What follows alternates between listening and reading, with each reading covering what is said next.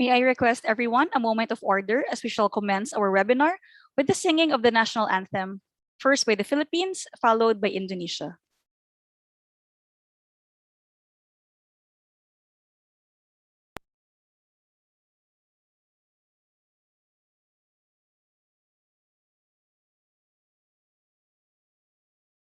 Bayang magiliw, pero sa silanganan, alam ng puso, sa dibdib mo'y buhay.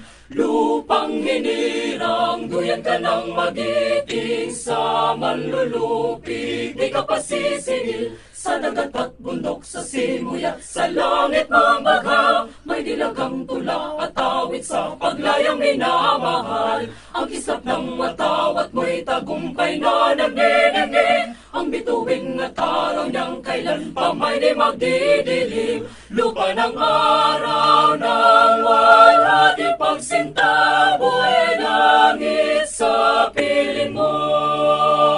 Ang iligaya ng pag may mga api, ang mamatay ng dahil sa'yo.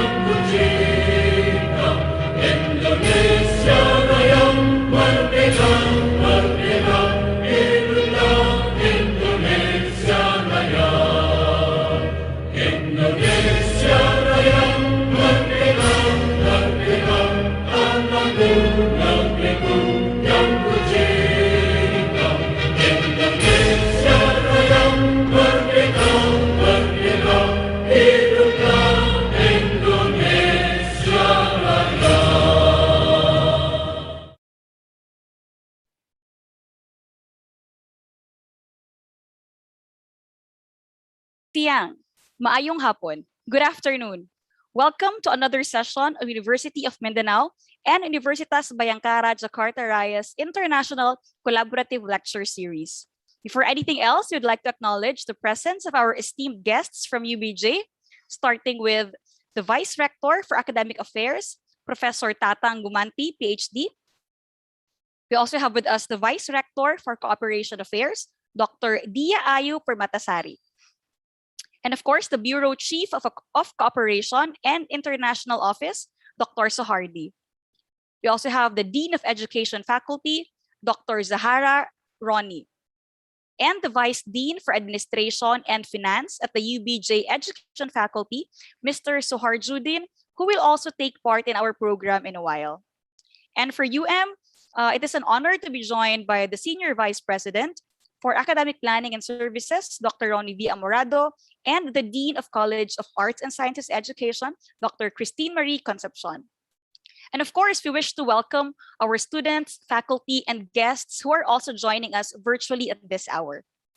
For today, the University of Mindanao's communication program is hosting the lecture series with the topic on Tenets of Conflict-Sensitive Journalism, a curriculum integration. In this lecture, among the topics to be covered are conflict-sensitive journalism, analysis tools, and how UM integrated CSJ in its communication program. To formally open our program, please help me welcome the program head of UM's BA Journalism, Professor Ruela Parucho.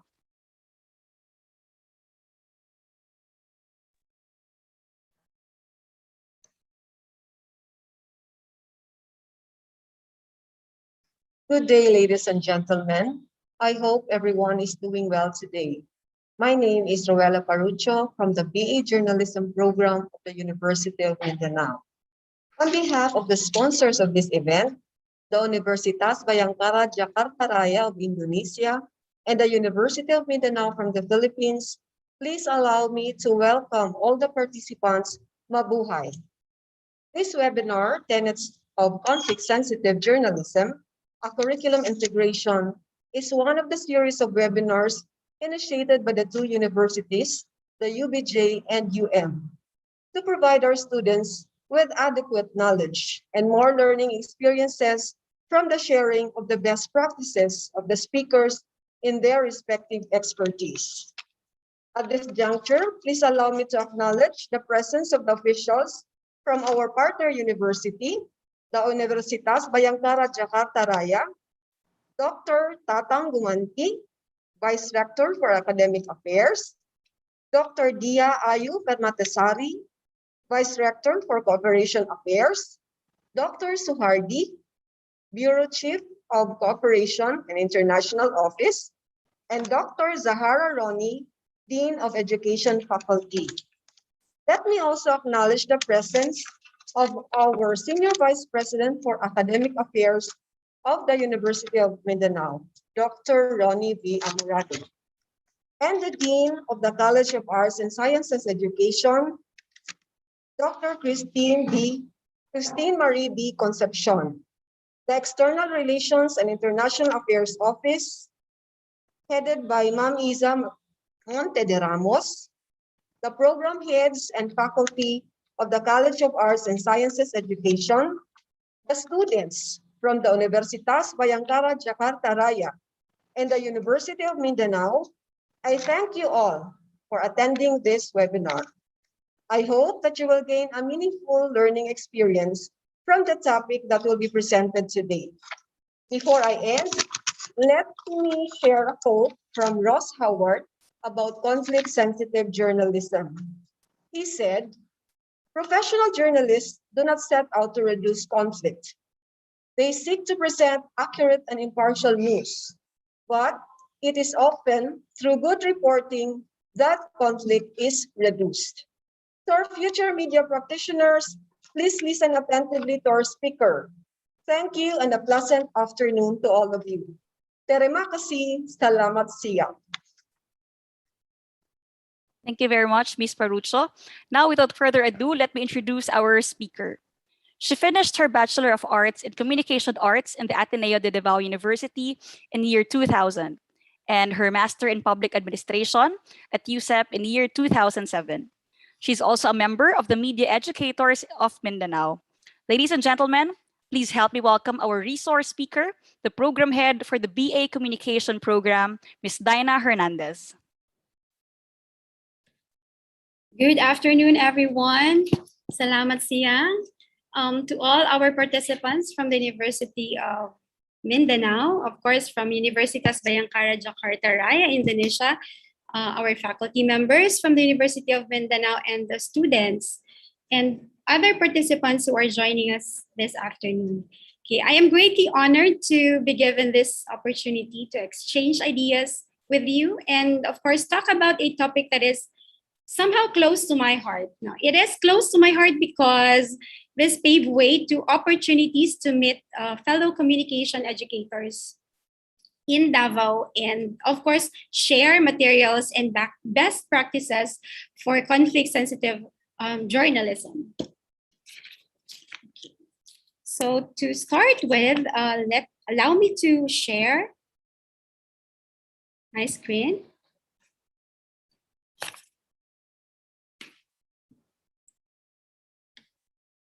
Okay, so once again, our topic this afternoon is about the tenets of conflict-sensitive journalism, a curriculum integration. Now, let me just share a brief background of how we started joining or integrating CSJ in our curriculum. It all started when CSJ, or conflict-sensitive journalism, was launched by the Forum ZFD in partnership, of course, of the Commission on Higher Education Regional Office 11 in 2013. So, and then in collaboration with the Peace and Conflict Journalism Network, or the PECOJON, the CSJ framework was eventually introduced in communication programs in the Davao region. So since then, the communication educators from 8 universities in Davao region collaborated and organized Media Educators of Mindanao. So this is an organization with the common goal to enhance the quality of media journalism education. So that's also the reason why the University of Mindanao has adopted this and integrated CSJ in our curriculum, in the communication curriculum. So the outline for this afternoon's talk will be, we will show you the lens of the status of media in the Philippines. And then we will be discussing about the framework, the CSJ conflict analysis tools, and of course, the integration of the CSJ in communication program. Okay, I'll start with, of course, the power of media. It is powerful because they play vital role in igniting discussion of relevant issues in the society. That's according to Rama in 2018.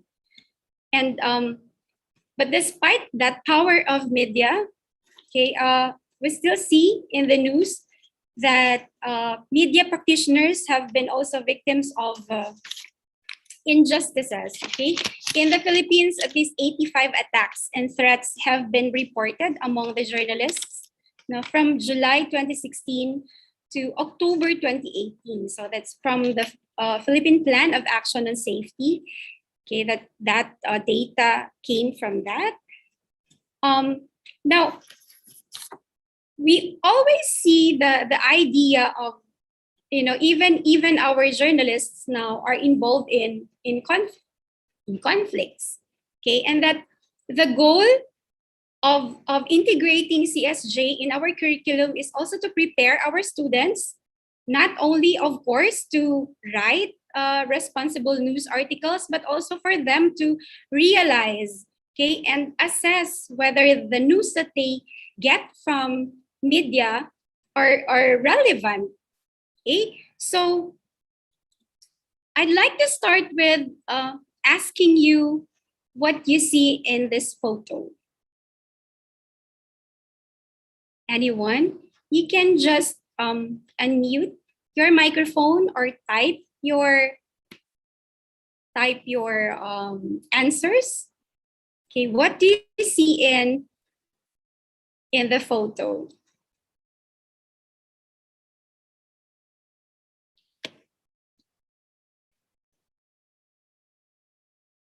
May we ask our participants from the University of Mindanao, students from the University of Mindanao, can you share to us what you see in the photo?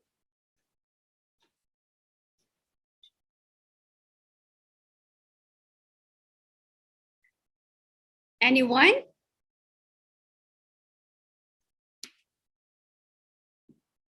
Okay, nobody would want to answer.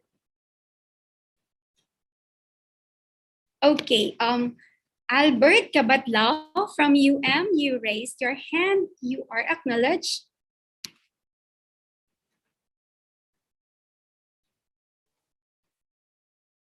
Yes, Good afternoon, ma'am. Good afternoon.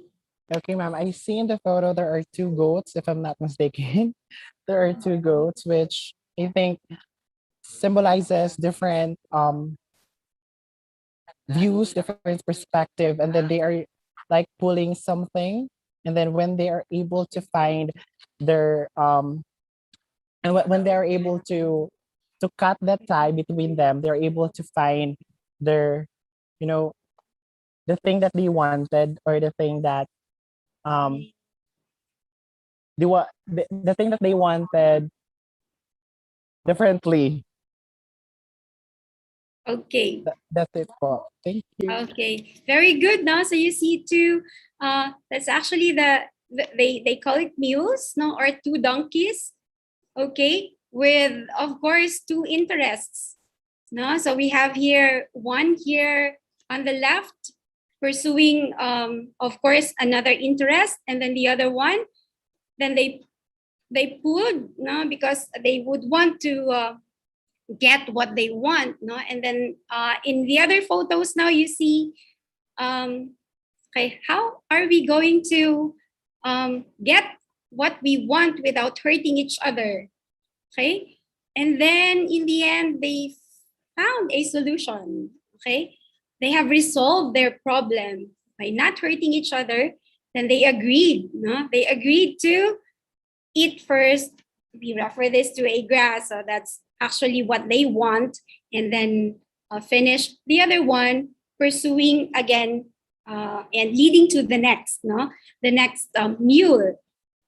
So that's how they resolve their conflict. Okay, so I hope that that's also very easy for human beings, no, to do, resolve conflicts, no. But that's actually the role or the goal of conflict-sensitive journalism, that we look for opportunities. Okay. We have to look for opportunities, a win-win situation where nobody will be left behind or nobody will be left unheard. So,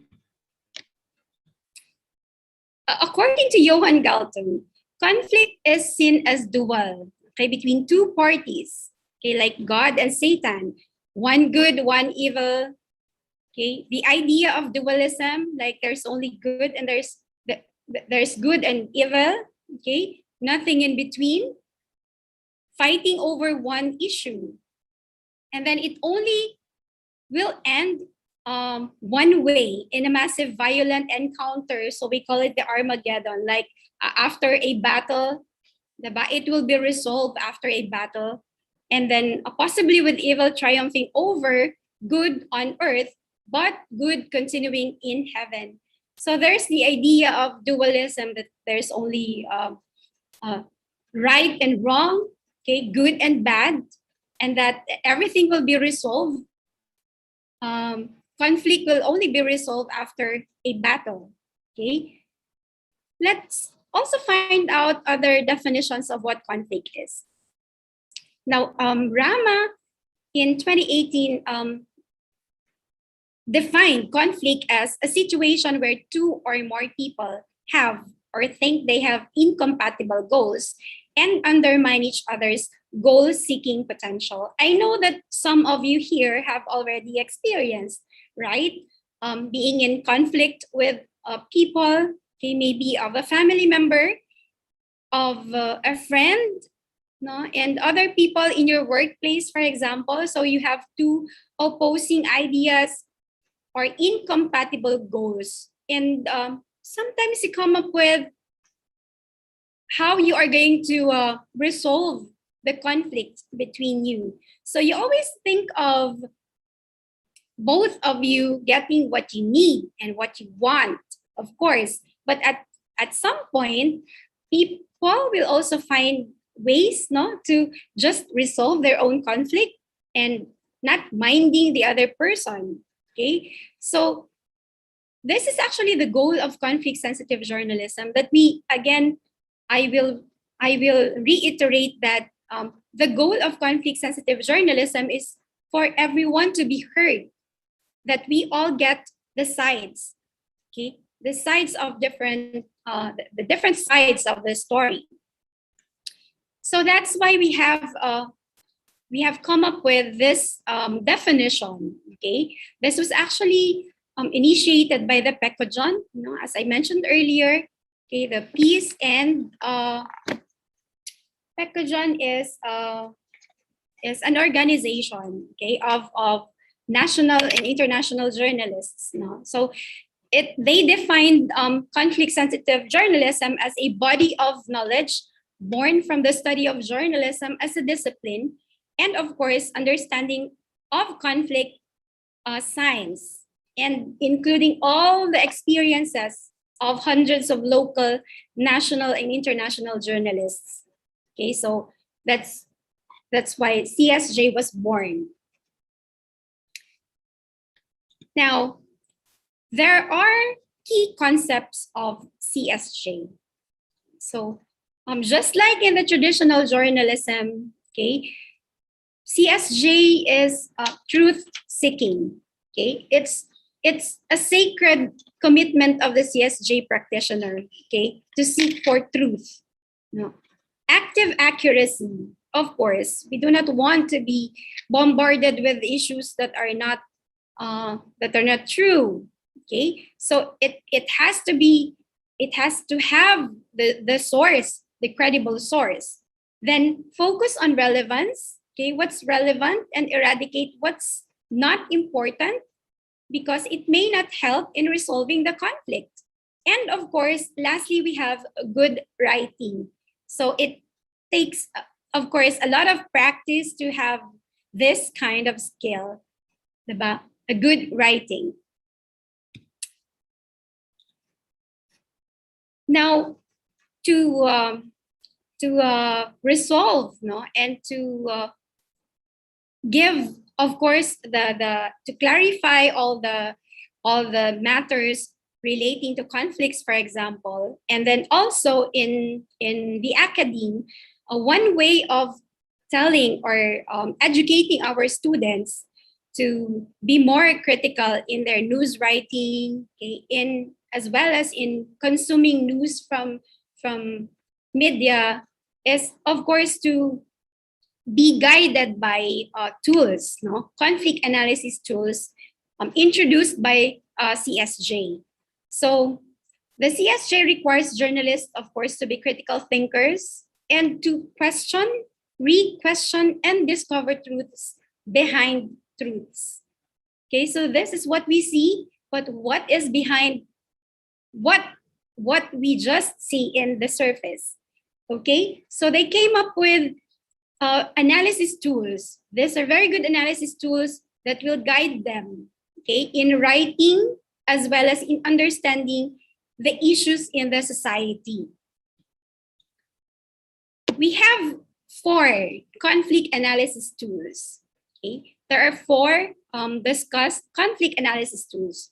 First, we have the timeline. Okay, we also have the CSJ triangle, the actors map, okay, that helps quickly identify the voices that we need to be heard. And lastly, we have the onion tool. Okay, so the onion tool helps to distinguish between the different parties, no? What the different parties has to say, okay, what they want, what they really want, and what they need. So to further elaborate on this conflict analysis tools, let us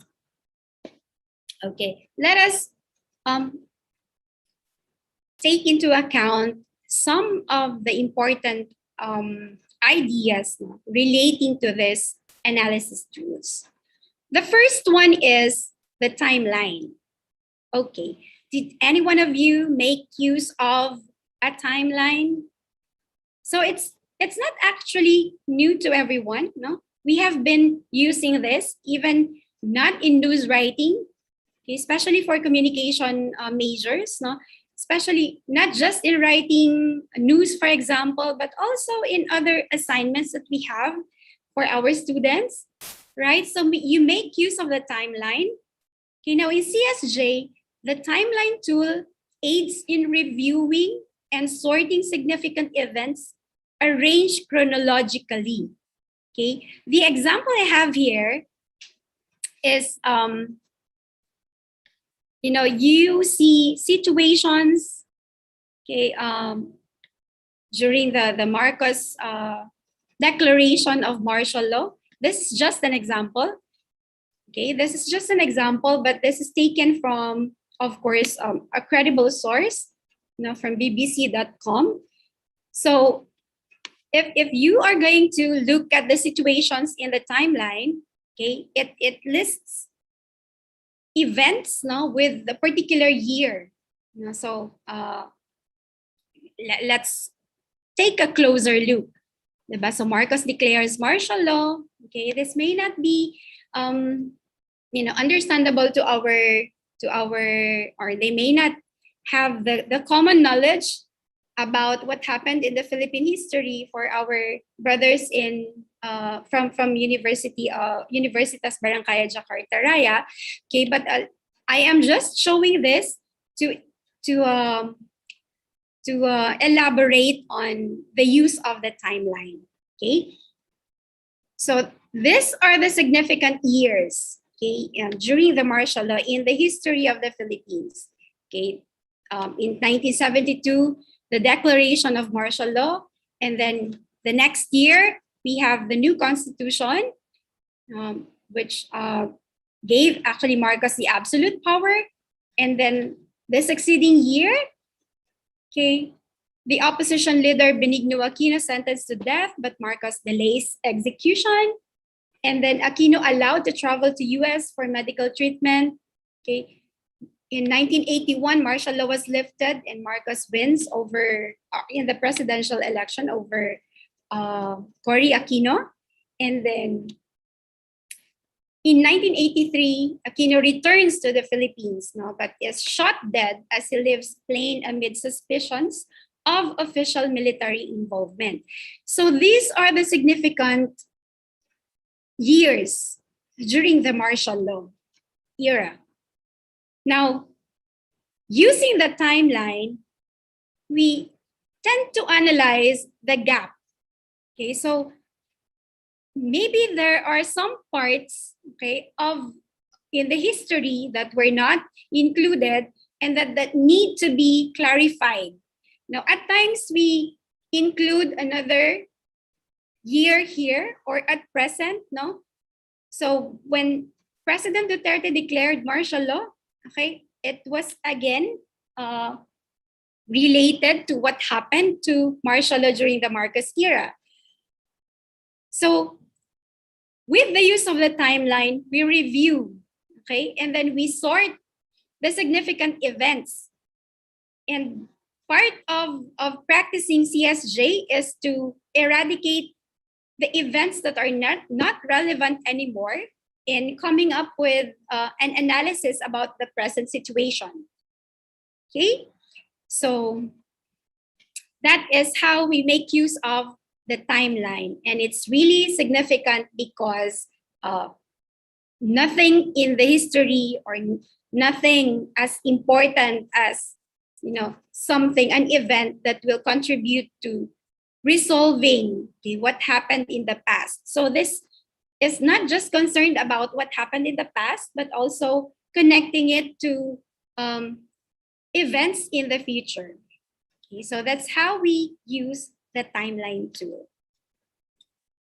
The next is the triangle of violence. So this is actually patterned from the concept of Galtung about violence triangle. The CSJ triangle views at news events using three lenses. Okay, what are these three lenses? We have the directly observable, structural factors that lead to the news events, and the cultural realities that allowed it to happen. So we have here visible and invisible violence.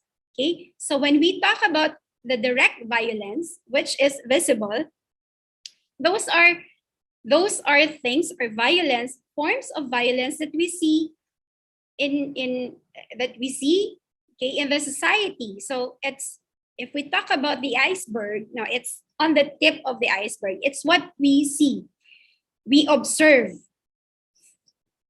In a riot, for example, diba? The physical violence include what?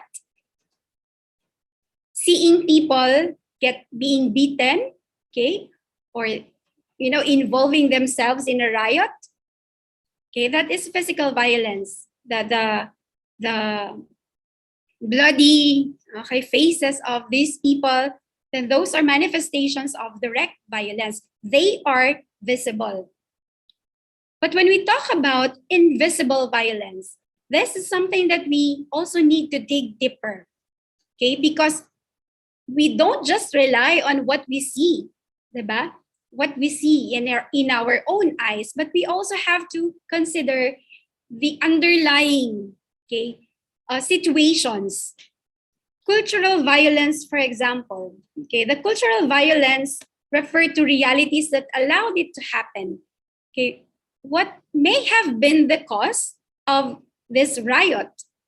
Okay, so those considerations, not just reporting about, okay, many people are involved in the riot, and then reporting how many have been hurt. Okay, who are these people and to whom are they connected with? But when you look into the invisible situations, those that we don't just rely on, hearing news from television, okay, we tend to look at why, okay, answering the question, why did they do it? Okay, those are violences that are invisible. Okay, cultural. Okay, when we talk about cultural violence, these are intrinsic. Okay, structural violence at the same time have the same characteristics. This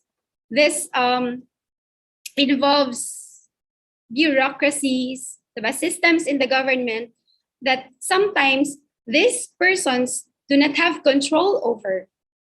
Okay, so we also have to consider in reporting CSJ, in reporting news using the tools, then we also have to consider the underlying situations or circumstances why these people opted to act this way, okay, and not just rely on what's on the tip of the iceberg. The third type, or the third tool, okay, in analyzing conflict is the actor's map. Okay, so this helps naman practitioners to easily identify the key persons who should be given the chance to be heard.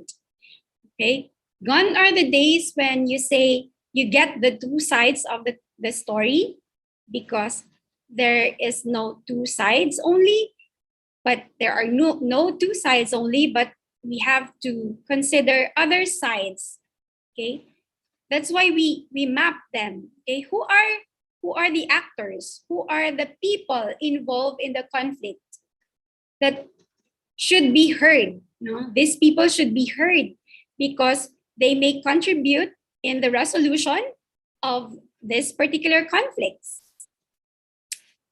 If you see in the illustration here, okay, we have identified in one issue, you have to identify different actors, okay, different sources of information. So when you interview, you don't just interview those people who are directly involved in the riot, for example, but you also have to interview people who have in some way or another may contribute to the resolution.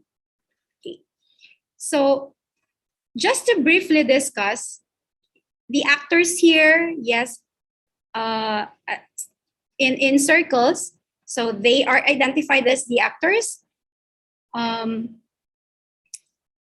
straight line, a single straight line is the link, signifies the link or the relationships between the actors.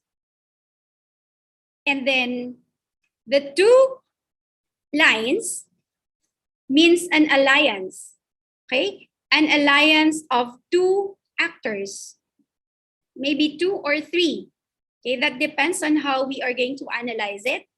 And then the dots, okay, informal or intermittent links.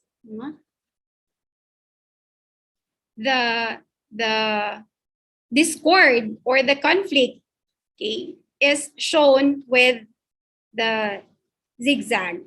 Okay, and the broken connection, between the map, the actors in the map. Okay, it's so hard to visualize, but this can be a very good guide, in identifying who will be interviewed. For example, in a particular issue that concerns people. Okay, and then we have an outside actor here. The outside actor is someone who is not directly involved or connected with all the actors that you have identified, but can contribute again to the resolution. Okay, why do we have to have an outside actor? Because this outside actor will reduce or will reduce the bias, okay? Because he or she may not be directly related to any of the actors. For us to get the meat of the story and reduce biases, because as mentioned earlier, when we talk about conflict-sensitive journalism, it is accurate. It is seeking the truth. That's one of the key aspects of conflict-sensitive journalism. The last or the fourth analysis tool is the onion tool. So the onion tool is a conflict analysis, and it's actually adopted from the idea of peeling an onion, to uncover events. Okay, this takes the investigative skill, of our journalists. So this may not be done on the first reporting, like reporting a particular event, okay, or a particular issue.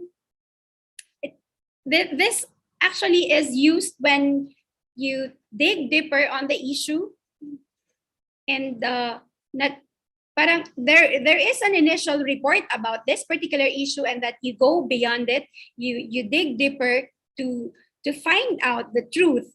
So the onion tool now is one way of uncovering, okay, and peeling one by one the positions, the interests, and the needs of the people. So those are very important tools in CSJ that we in the University of Mindanao also share with our students. We believe that academicians, okay, as teachers of communication, it is our responsibility to also share to our students and educate our students to be fair, not only to be fair, but also to be sensitive, to be accurate in reporting. And this also prepares them to consume news. It's not just about making the outputs that they have, okay, but also to help them to question and re-question issues that are presented to them by media. So in the university, we have integrated CSJ in our development communication course. We have also integrated CSJ in our researches, because we found it helpful that our students learn how to identify who the actors are, and that they would also know who are they going to involve in their interviews, and eradicate issues that may not help or that may not contribute to the completion of the research.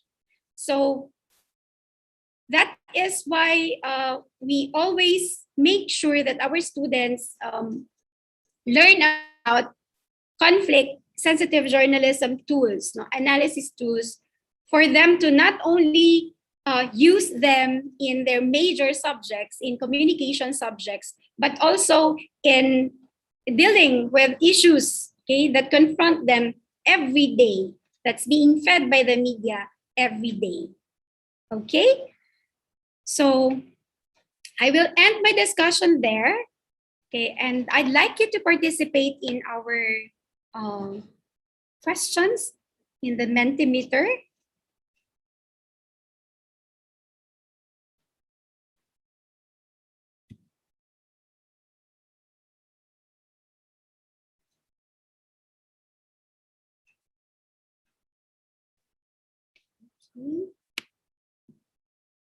You are free to ask questions later.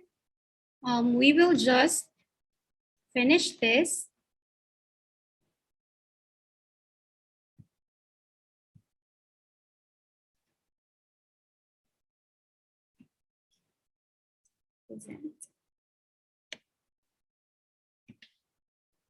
Okay.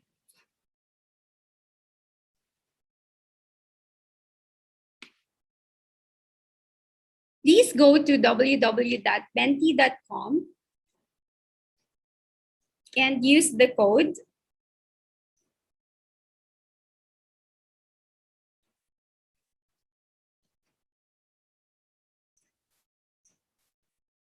may we request our participants to go to www.menti.com and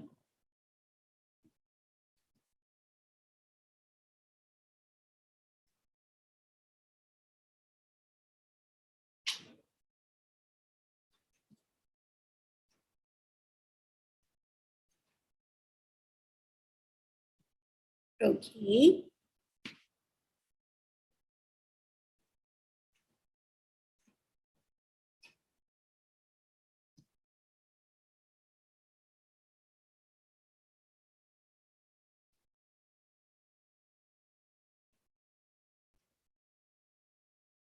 Now,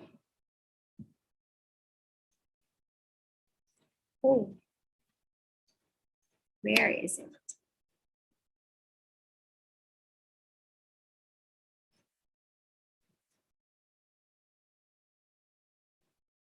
I think I'm having a problem with it.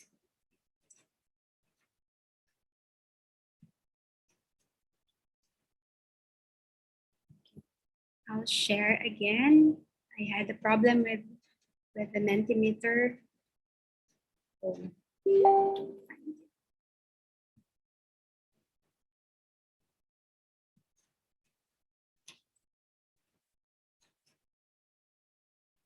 Is it?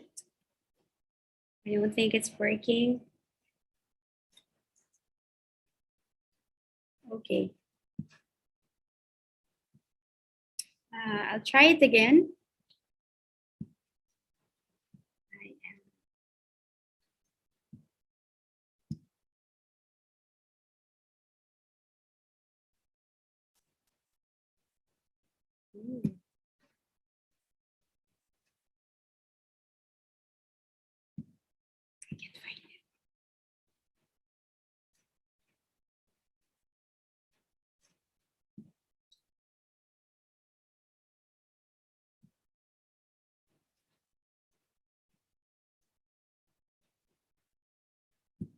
Okay.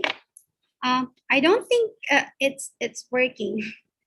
Okay. So let me just ask you. Okay, you can just type your answers. No, you can just type your answers here. My question is,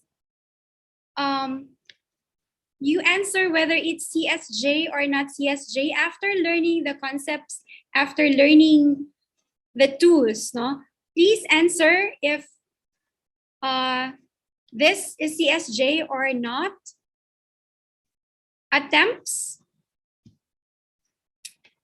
to situate stories.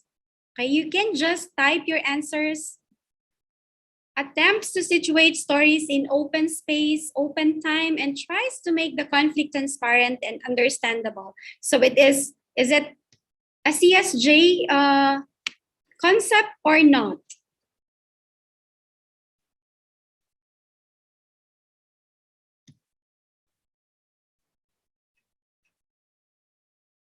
Okay, CSJ. Some answered CSJ. Okay, can I ask somebody to answer, or someone who answered CSJ? Can I ask Marwa Ali? You said it is CSJ. Why do you think it's CSJ?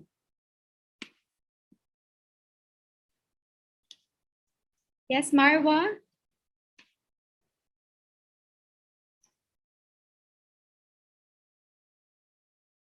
Marwa?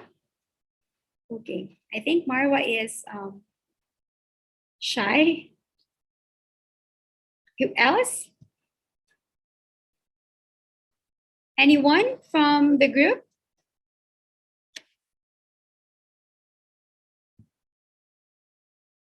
Yes, it is CSJ.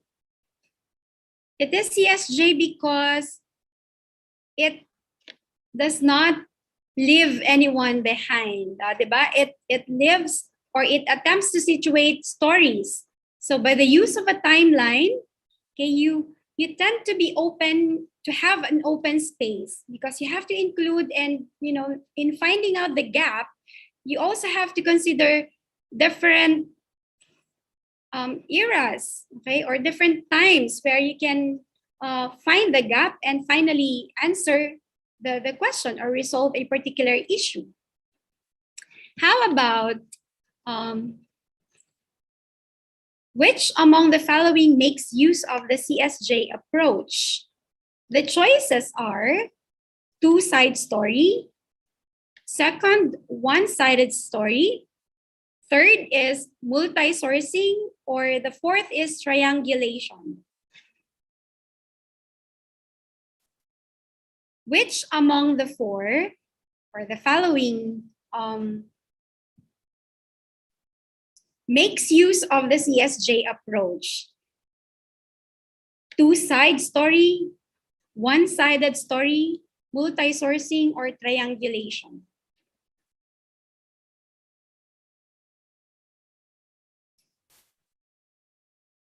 Do we have answers? Yes, some answered triangulation, multi-sourcing, and triangulation. That's correct, Rob.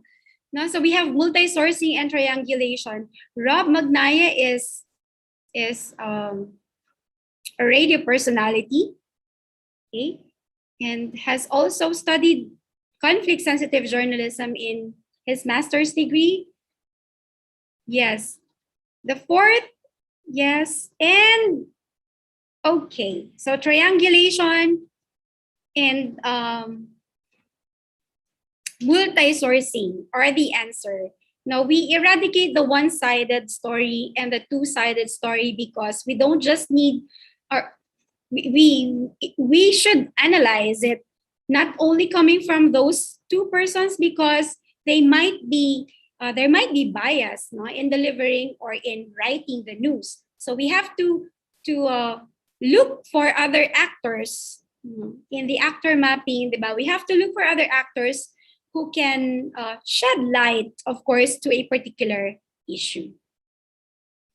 The last one is, okay, last one is a situation. For example, a man robbed a grocery store to feed his family after being displaced due to tribal conflict. So what do you think is the violence manifested? Again, a man robbed a grocery store to feed his family after being displaced due to tribal conflict. What violence was manifested? Okay. Is it direct violence, structural violence, or cultural violence? Can we hear from our participants?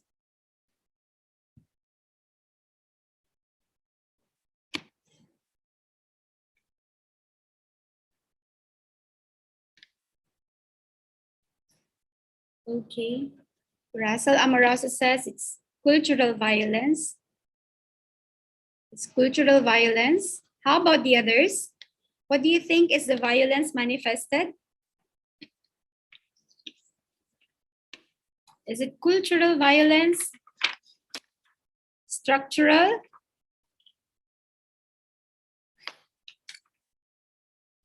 Maria says it's structural. Ma'am Ivy says it's structural. May I ask Ma'am Ivy Tihana why? Why did you answer structural? Ma'am Ivy? I'd like to hear Ma'am Ivy's thoughts about her answers. No? Why did you answer structural violence, Ma'am Ivy? You can unmute your microphone, Ma'am Ivy.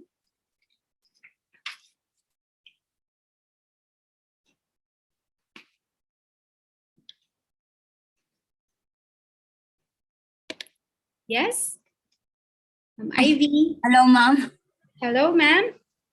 Yes, you answered structural. Why did you say it's structural? It's structural violence because it has something to do with a violence in which social institution harms people. Social institutions harm people? Go, Ma'am Ivy. Social institutions harm people? Yes. Any other thoughts about why it's structural?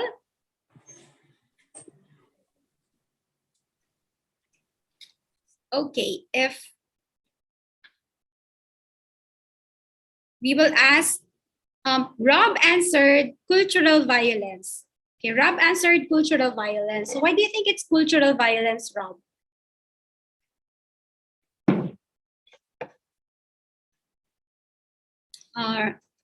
Robin Cesar Magnaye, would you like to share your thoughts, Robin?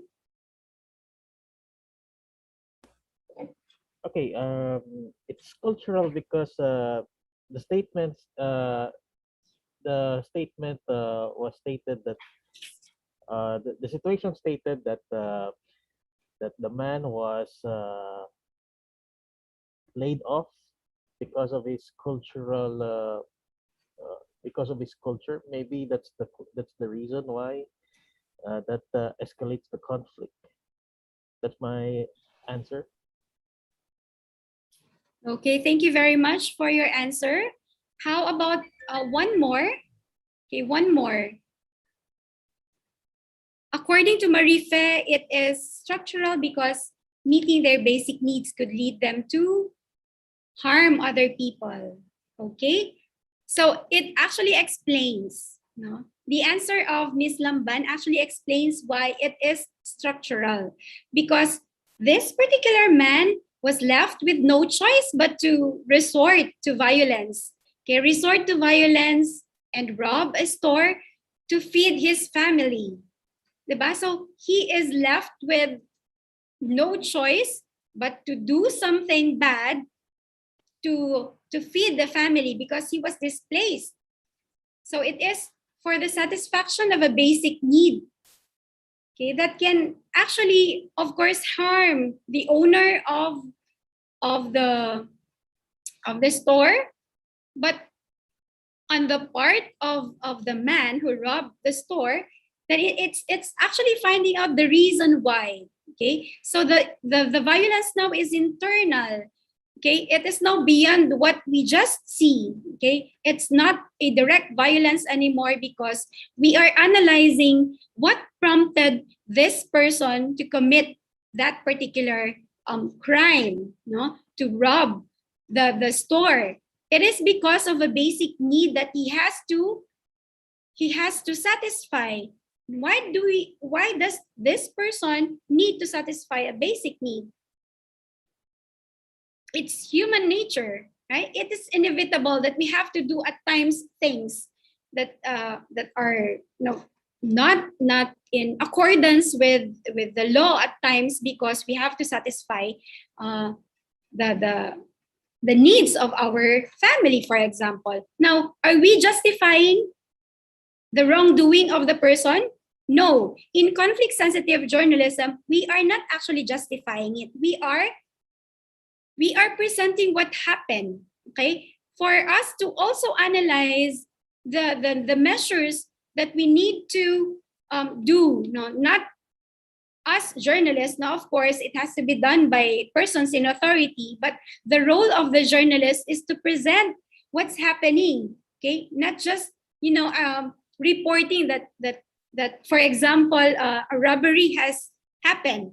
Okay, but it's more of presenting a real social issue that is that actually prompted the person to do something bad. Okay, so it's presenting what is beyond, okay, that what's beyond our capacity to see the superficial. Okay, so preventing the person from meeting his basic needs is a form of structural violence. Yes, and again, we do not justify the action. Okay, the role of the CSJ is to clarify and to report what's happening, and that to also tell the people that at times these violence happen because of a deeper reason. Okay, not just to satisfy, of course, and just to get people get, of course, goods from other people, but also to satisfy a need by the family. Okay, so that's just one of the examples of the many examples that we can give when we talk about structural violence. Cultural violence would include, of course, those that involve the culture. No, an aspect in the culture that at times way beyond the control of the persons. No, it's structural. It's behavioral. Okay, and at times we have no control over it. So that's how we situate, this and that's how we integrate conflict sensitive journalism in the communication department, or in our classes and courses in the communication program. These situations will also help them realize, and enhance their skills to further their investigation, and not just rely on what's seen directly. Okay, what can be seen directly by our eyes, or observable violence that we just see, but we also have to investigate and to dig deeper. Okay, enhance that journalistic skill in reporting, in writing news, and of course in as well as in the consumption of news, especially in nowadays, that we are bombarded with a lot of information that we do not actually know if they are credible or not. So this is one way of seeing at least a different perspective of the issues that are presented to us by media. Okay, so we have what we call the traditional media. Of course, we don't question them. The only role of CSJ is to present, and to give us more options to analyze. Okay, more time as well to analyze issues that confront our society. So to end, okay, I'll share again.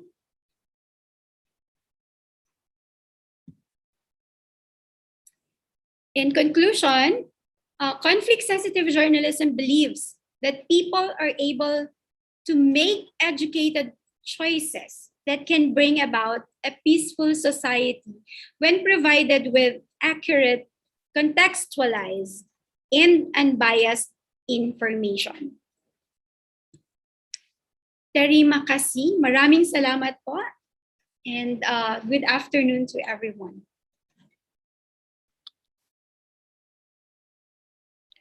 Thank you very much, Ms. Dinah, for the loads of insights on conflict-sensitive journalism that you shared with us today.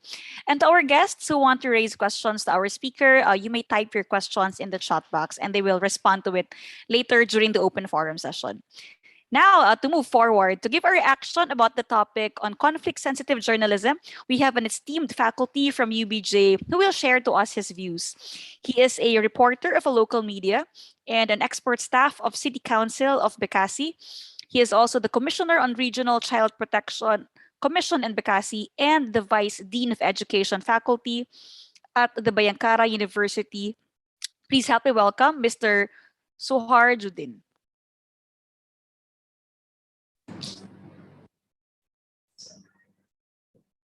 Good afternoon, everyone. Can you get my voice clearly there? Yes, sir, we can hear you loud and clear. Magandang hapon. Hopefully, I did it in the right way. Kamusta po kayo? So I try to learn some Philippine language. Hopefully, someday I will be there. Okay. First of all, my honorable Ms. Rowella Parucho, Program Head of the Journalism of University of Mindanao. My honorable to Prof. Gina Hernandez, our excellent speaker this afternoon, very excellent. I really appreciate and I really like the presentation, it's very clear. Today you explained to us and you remind us about how important CSG, conflict sensitive journalism. I almost do agree with all your presentation, especially when you remind us again, like as a journalist, journalism do not specify a phenomenon, moreover a conflict. Our function, our role is to present the fact. Because when we justify a phenomenon, it means we are taking a part into making the conflict bigger. I a little bit worried because when we take a part into the conflict, we are as a journalist, for example, and you put the information not in a balanced way, but you throw to one side, it will be a very big disaster for the conflict itself. Let me start my reactors by quotation, by quoting what I got from autobiography of Malcolm X. I really like the quotation says, the media is the most powerful entity in the earth. And I do agree with that.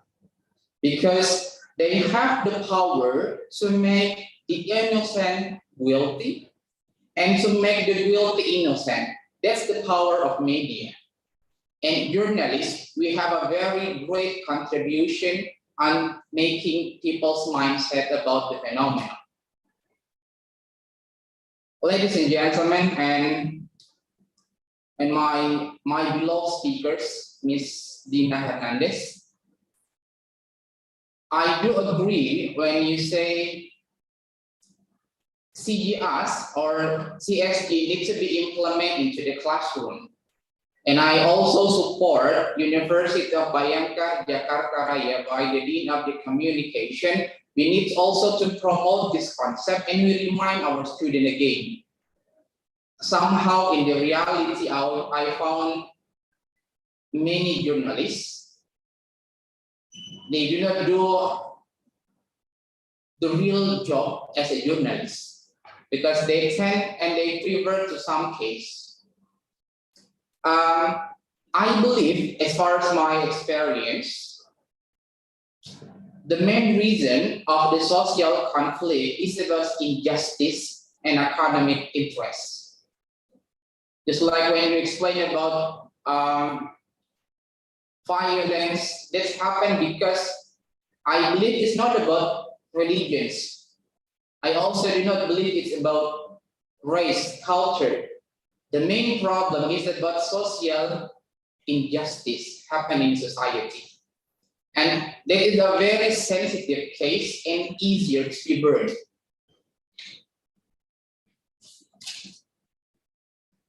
So let's study from the past.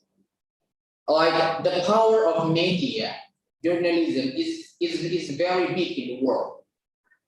Arab Spring is also affected and how strong the Arab Spring can be spread around the world in the Middle East, from Tunisia, Libya, Egypt, and many other countries, is because of the power of media. They share the information very fast.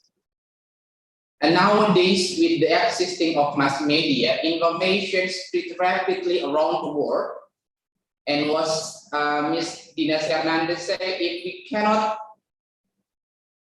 put neutral news, when we justify information, moreover, we present not accurate information, it will make people get misunderstanding about the situation. The other case that I also noticed, like we see how powerful media is, like what happened in Turkey in 2016. When military tried to take over the government by taking military data. And then suddenly, with the power of media, I remember the president of Turkey, Mr. Erdogan, spoke in the radio, local radio, and in a very short time, less than half hour, the people go to the street, they support the military, and they try to maintain the power of the president. It's very easy right now to spread the information because almost everyone in the world, they have mass media, we have gadgets, and we can read information very easily around the world. The second point that I need to emphasize, just give an additional, actually is already explained by Ms. Dina Hernandez. A conflict is arisen where there is different interests exist. When you have different interests, the possibility of conflict is there. Whenever they are personal interests or collective interests, and I believe those interests are biased, not in the neutral condition. Sharing my experience as a local journalist, and I come up to my conclusion as a journalist, and I now I'm become a lecturer, but sometimes I still also do my job as a journalist. Media has a significant role in constructing public opinion. We have a very significant role in constructing public opinion, since they have power to construct reality in public.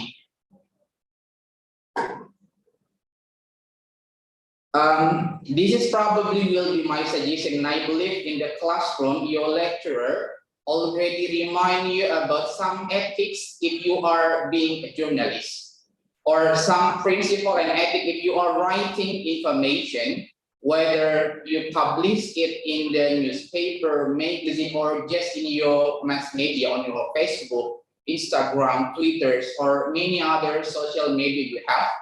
Make sure you keep this journalism ethic in your mind. So before you type something by your finger, so you need to think it very first, whether that is true or false. There are some ethics as far as my concern and my experience being a journalist is about accuracy, objectivity, as just what Ms. Dina Hernandez already shared to us, impartiality. You have to be independent because media's power is the third power and maybe the fourth powers in democracy. Without neutral, without independent media, democracy will be destroyed. And that's happened in many countries around the world. When they try to limit the power of media, or if the power of media is not controlled, it also will give significant effect to the country. We also need to put in our mind about accountability, reliability, relevant. Do not share information through WhatsApp group, Facebook, if you are not sure whether the information is correct or not. If you are still doubt, it will be better you keep in, do not share it, because when you share a hoax information, it will give a very bad effect to the society. I like to share with my friend from Indonesia, who experienced religion conflict many years ago. It's like what happened in Ambon, in Poso. It's because people share information, they share pictures, they share videos. Well, actually, the videos is not taken from the area of the conflict. People just share it, and people they get anger when they see and when they watch the video. So make sure we are as a journalism, and you are a student of communication faculty. We need to make sure that before we share information to others, we need to make sure that the information is reliable. It's taken from the exact source, because when we deny that, it will arise conflict in the society, and you are abusing critical and sensitive journalism. As a journalist, as a student of communication, we need to take a part to educate our society, to have a better society, share good information, share reliable information, do your job by doing sensitive journalism concerned about the ethic. Hopefully later, media's power will still become the whole power and the pillar of democracy. So I think that's what I can share. I really hope someday I will be there in your university or visiting your university. Thank you very much. I close my reaction by saying wassalamualaikum warahmatullahi wabarakatuh. See you next time. Thank you. Thank you very much, Mr. Suharjuddin, for your additional insights. So for today, we're going to give the awarding. We're going to award the certificates. So let me read the citation. Certificate of Appreciation is awarded to Ms. Dinah Hernandez for sharing her time and wisdom as the resource speaker during the during UM and UBJ International Collaborative Lecture Series entitled Tenets of Conflict-Sensitive Journalism, a Curriculum Integration via Zoom webinar, given this 27th of October 2021, signed by the two presidents of UM, Dr. Guillermo P. Torres and Dr. Doctorantes Bambang Carsono of UBJ. Thank you, ma'am. Another certificate of appreciation is also awarded to Mr. Suharjuddin, and we have the same citation. So, all right. So to our speakers, once again, thank you very much for your time and for your wisdom. Thank All you. right. So for this part, we're going to have the open forum. So once again, if you have, for our guests, if you have questions to our resource speakers, you may chat them in our chat box. And let me remind you that the link for the certificate of participation is also posted in the group, in the chat box. So you have to fill out the evaluation form first, and then it will generate your certificate of participation. All right. Anyone from the audience? Do we have questions for our speakers, both for Ms. Dinah and Sir Suharjuddin?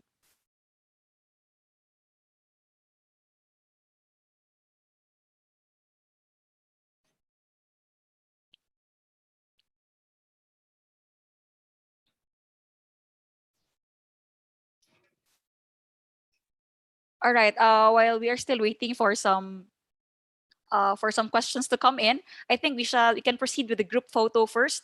So may we request our technical team to put on spotlight Ms. Ruela Parucho and Dr. Sohardi of UBJ for our group photo.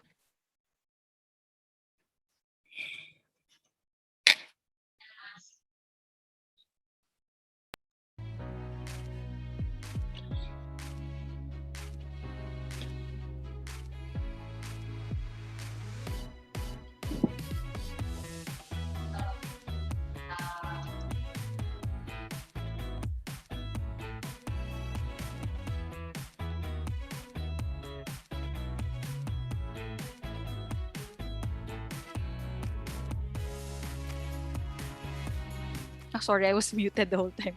All right, thank you. Sige, so looking at our chat box, I don't see any questions from our audience. From Isa. Yes, ma'am. There's actually a question, a direct message. No? The Alright. question is, Ma'am, isn't it presenting the action to the public harm the person more than good? Like harassment and public judgment. I think this is related to the last situation that I mentioned. No? So will it do more harm than good to the person if we present it in public? I'd like to hear the idea from Sir. Someone. Sir Judin? Yes, the one. He is a practitioner. Okay, and I would really love to hear from him his thoughts about this particular question. Will it do more harm than good for the person if she or he is presented in public?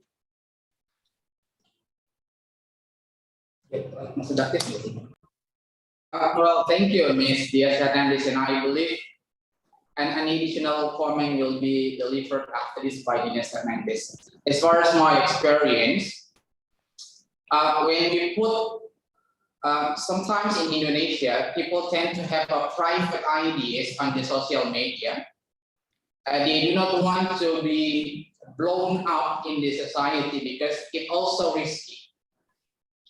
And in my experience, we found so many problems when I still being a reporter. Even as a reporter, when you put some information and you justify something, and someone feel they are not really like what you are presenting in the newspaper, in the magazine, and you will be in a terror after that. And relating to the questions, like when we put some harassment, violent action, and we put it into the media, we classify that as, what if we call it as stupidity, it's really rude. But that's not good for you. Because when I put, for example, so when you put so many jewelry on your finger, you show your gold in front of many people, and you try to attract people to rob you, and they take something from you because you show them. Some people, they do not really like if we show rudeness, if we show violence to others. Because in society, we believe that people have different point of view. Even I put something in a positive way, people will react different with what I thought at the beginning. So for example, when I show on my Instagram story, on my Facebook, like I'm buying a new car, and I show the new car, a nice car, for example, some people will say, I'm an arrogant people. I try to show off my property or others. But that is not my intention at the beginning. I just want to share my happiness with others. So that is the fact in the social media or in the media in general. When we put something, people will react in two different ways. Some people will agree, some people do not agree with us. That is very common. And as a journalist, we have to be realized that our jobs is very sensitive. And people, as I told you at the beginning, like the power of media, they construct people's opinion. So for myself, I tend not to put an harassment, violence, because that will influence other people, and for me, that's not good. Thank you, Ms. Dina Fernandez. Yes, just to add, no, that's actually the danger now of how easy it is to share materials or contents on social media. I agree with Sir that it's actually based on people's perception of how you perceive it, and then even if you presented it in a positive way, some people will still misunderstand it, and that at times, no, it becomes but you are put into ridicule because of a particular post.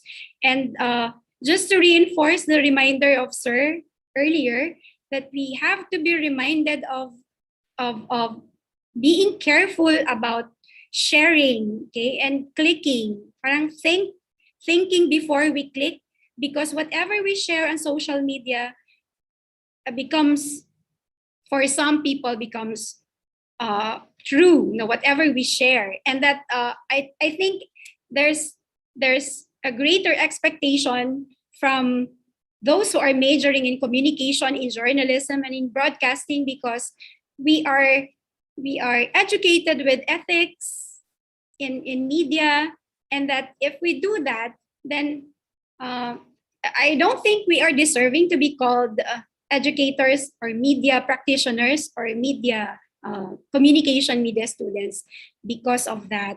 So if it will harm the person, that's why we also have what we call ethics. We are guided by the ethics to not put somebody, even if this person is convicted or what, but we become sensitive of the situation, diba? Of the conflict that these persons are undergoing. So thank you I think that's it.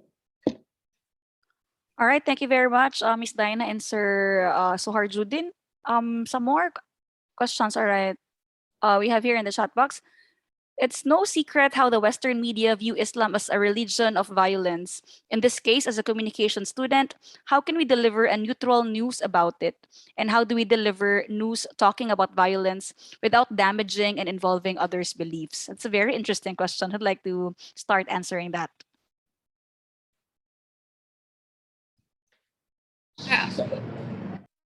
Yes, sir. Go ahead. For giving my comment about the questions, allow me to repeat a nice quotation from Mr. Malcolm. Media is the most powerful entity in the world. They have the power to make innocence become guilty and the guilty become innocent. I would like all of us try to think, for example, how the Western media made a framing about, for example, Muslim as a religion of violence, and I myself, I do not agree with that actually, because I believe there is no religion teach us for violence. I believe that no religion teaches about violence. But in fact, because of the framing of the media, we see what happened in Afghanistan in 2011. We see the effect of the WTC bombing to the people of Iraq.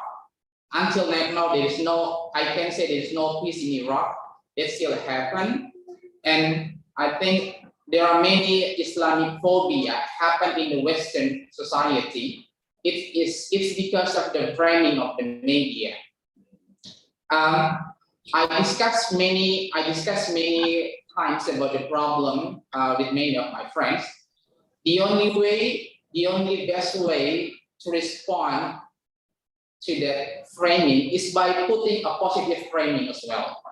So if you try to give a comment to them, try to give a comment in a positive way, and try to give a good example what happened in another Muslim community, for example, because as I told you, there's no religion in the world teaching violence to the people, and I believe terrorists has no religion. They have no religion, because if they have religion, so they will concern about humanity, tolerance, and they will hate. And I believe there is no religion in the world is allowing to kill one to another's. That's because of framing of the media. I think the newest situation, you can see what happened when Afghanistan is taken over by the groups of Taliban. it is in a very short time, there is a massive framing about the danger of the Afghanistan in under the government of Taliban, because probably that's because of the experience in the past. But I still believe we need to try to give positive reaction. This is not only responsible by the people or by the Muslim people, but I believe all of us has responsible to try to educate people. There is no religion in the world teaching about violence. Thank you very much for the question. Thank you, sir. Ma'am Dinah? Yes, I think it was decades ago that we tell our students to stop name calling and branding these people. No? So whenever you report, for example, a Muslim, but you always attach it to a religion or maybe an ethnic group. So part of teaching ethics and emphasizing ethics is that you report it, okay, without damaging any religion or ethnic affiliation, because it has been done by, of course, we have read so many news about it, name calling people, okay, emphasizing their religion and affiliations to of course the religion that somehow are highlighted in when we talk about war and conflict. So as an educator, that's actually one of our responsibilities, to keep telling our students to avoid that, okay, and treating everyone the same, treating everyone that they are individuals, no matter what their religion is, and no matter even the race, okay, so that they will be objective in reporting. No, we seek for objectivity and not implying something in reporting a news that will also damage not only the person but the culture and the religion. Okay, so we stop associating. No, I'm very also, I'm so not in love, but because my advisees in research, sir, has conducted my advisees, so they have conducted the research about Islamophobia, and it's one way of telling people as well, not only in the university and their classmates, but to the Davaoenos, how to perceive Muslim, okay, because they have developed the fear of seeing someone who's wearing bandana, diba? So that it actually helped his classmates also understand about culture, and that they also have the rights, that you have very beautiful culture, and I don't think it will just be associated with war and conflict. Thank you. Okay, thank you. We don't have any more questions in the chat box, but we have insights here from students, so let me read them. David Garcia said that applying the essence of CSJ on creating conflict-sensitive reports really helps. And Julieta Sayed mentioned that violence is a result of someone's or media practitioner's action. And as a communication student, it all boils down into adhering into the value of people. And so practicing CSJ will help us on curing that mentality that hinders us people. And from observing a beautiful world where love and understanding really dominate. All right, so thank you very much for your participation. I don't think we have any more questions from the audience. So I think we have already reached the end of our program. So that concludes our collaborative lecture series for today. I hope that through today's lecture, we are able to gain a deeper understanding and appreciation of conflict-sensitive journalism. And you, our guest students, would be able to apply these concepts once you become media practitioners in the future. So once again, thank you very much to our speakers for today, Ms. Dinah Hernandez and Mr. Suhar Jardin. So this has been your host, Isa Montedramus from the External Relations Office. So thank you and good afternoon.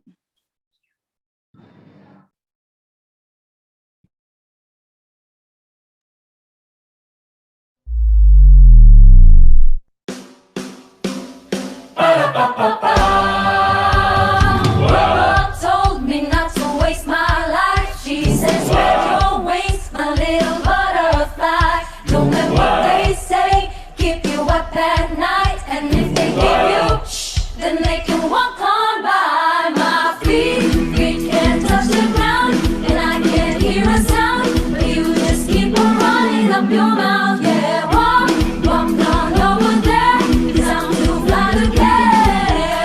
Oh yeah, your words don't mean a thing. I'm not listening. Keep talking. All I know is Mama told me not to waste my life. She says, spread your wings, my little butterfly. Don't let what they say keep you up at night. And they can't take you, 'cause wings are made to fly. And we don't let nobody bring us down. No matter what you say, it won't hurt me. No matter if I fall from the sky, 'cause wings are made to fly. Firing up on the runway, you know we gotta get there someday. We don't need no ready, steady, go, no. Doctors into air, 'cause I don't even care. Oh yeah. Your words don't mean a thing. I'm not listening. Keep talking. All I know is Mama told me not to waste my life. She says, spread your wings, my little butterfly. Don't let what they say keep you up at night. And they can't take you, 'cause wings are made to fly. And we don't let nobody bring us down. No matter what you say, it won't hurt me. No matter if I fall from the sky, 'cause wings are made to fly.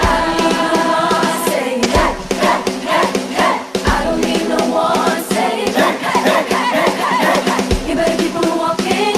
I don't wanna hear you talking, boy. You better keep on walking. I don't wanna hear you talking.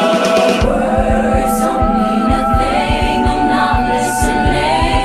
Keep talking. All I know is Mama told me not to waste my life. She said, spread your wings, my little butterfly. Don't let what they say keep you up at night. And they can't take you, 'cause wings are made to fly. And we don't let nobody bring us down. No matter what you say, it won't hurt me. No matter if I fall from the sky, 'cause wings are made to fly. And we don't let nobody bring us down. No matter what they say, it won't hurt me. No matter if I fall from the sky, 'cause wings are made to fly.